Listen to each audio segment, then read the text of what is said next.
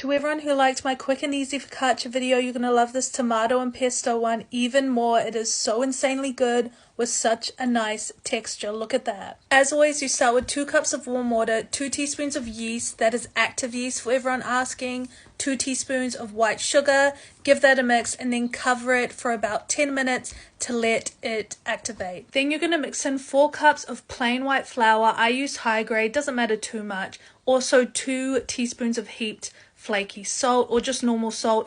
I forgot to mix it in, so I'm mixing it in here. It doesn't really matter, but it's easier when you do it with the flour. Give it all a good mix. It will turn sticky. I like to put some olive oil on the sides of the bowl. As you can see, it cleans it up nicely and keeps it from sticking to the sides of the bowl. I then cover it with a tea towel and let it rise for about an hour. It does not need to rise overnight at all. It can even rise just for that hour and then you can pop it in the pan. I like to just give it a nice fold on top of itself a little bit and then rise it for about another half an hour or an hour.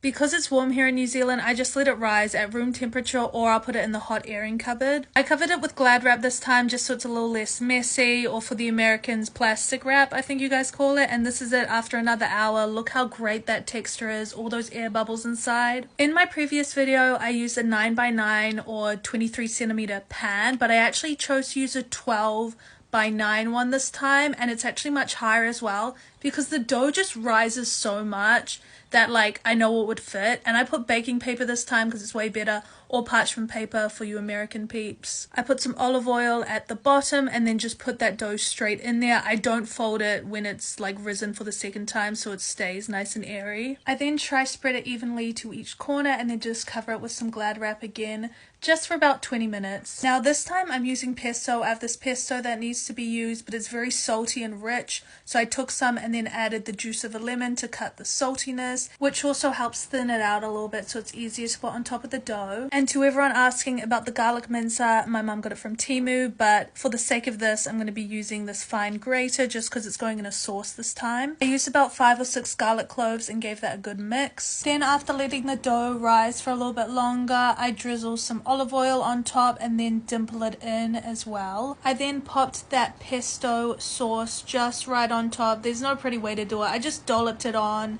and then I dimpled it in a little bit just to kind of let it disperse evenly. I then added a few sliced cherry tomatoes on top just to give it some color and a bit of sweetness to the saltiness. It goes into the oven for about 20 to 30 minutes or till it's golden at 200 degrees or 392 Fahrenheit.